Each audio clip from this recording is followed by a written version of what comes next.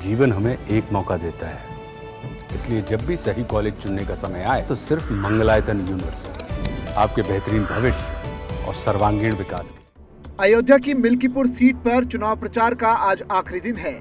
Seat पर कौन परचम लहराएगा, इसका फैसला तो परिणाम आने के बाद ही चल पाएगा।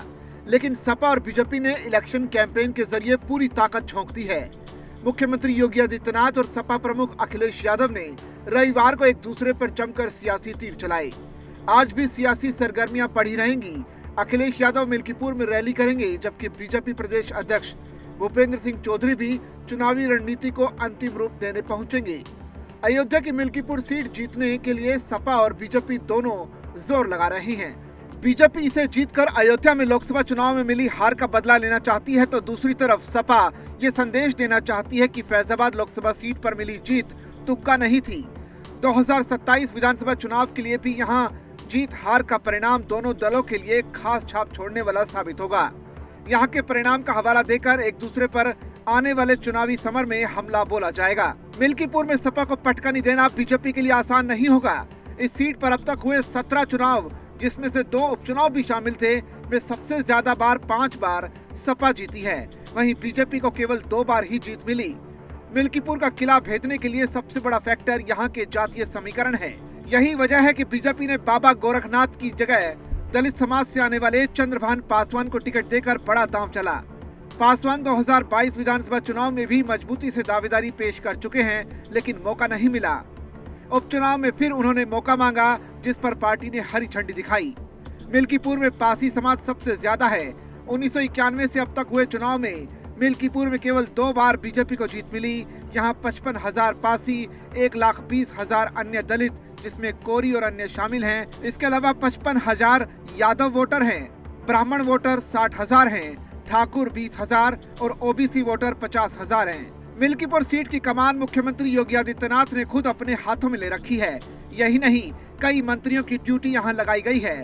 बीजेपी ने बूथ लेवल से लेकर ऊपर तक चुनावी रणनीतियों को धार देने में कोई कसर बाकी नहीं रखी। तो वहीं सपा प्रमुख अखिलेश यादव भी पीछे नहीं है। डिंपल यादव से लेकर धर्मेंद्र यादव तक मुलायम कुनबा चुनावी मोड में दिखा। डिंपल यादव ने सपा उम्मीदवार अजीत प्रसाद के समर्थन में रैली कर माहौल बनाया। मिल्कीपुर उपचुनाव प्रचार के आखिरी दिन बीजेपी प्रदेश अध्यक्ष भूपेंद्र सिंह चौधरी भी पहुंचेंगे। इनायत नगर के केरला पब्लिक स्कूल में भाजपा पदाधिकारी कार्यकर्ताओं के साथ वो बैठक कर चुनावी रणनीति को अंतिम रूप देंगे। वहीं सपा प्रमुख अखिलेश यादव भी सपा उम्मीदवार के पक्ष में माहौल बनाएंगे।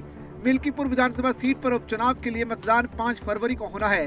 ये सीट यहां से सपा के विधायक रहे अवधेश प्रसाद के फैजाबाद से लोकसभा सदस्य चुने जाने के बाद खाली हुई थी। सपा प्रमुख अखिलेश यादव ने रविवार को आरोप लगाया कि बीजेपी मिल्कीपुर विधानसभा उपचुनाव में बेईमानी पर उतारू है। कहा कि भाजपा सरकार मिल्कीपुर में हर तरह की साजिश कर रही है तथा प्रशासन द्वारा कोटेदारों और प्रधानों पर दबाव बनाया जा रहा है। अयोध्या में दलित युवती की नृशंस हत्या का मामला उठाते हुए कहा कि दलित बेटी के साथ हुई अमानवीयता घटना को लेकर अयोध्या से सपा सांसद अवधेश प्रसाद समेत पूरी पार्टी आहत है। लेकिन भाजपा सरकार में पीडीए के साथ अन्याय अत्याचार हो रहा है, न्याय नहीं मिल रहा। सीएम योगी ने रविवार को सपा पर जोरदार हमला करते हुए सनातन विरोधी करार दिया और आरोप लगाया कि इसे सिर्फ गाजी और पाजी ही प्यारे हैं। उन्होंने उपचुनाव को राष्ट्रवाद बनाम परिवारवाद का चुनाव करार दिया।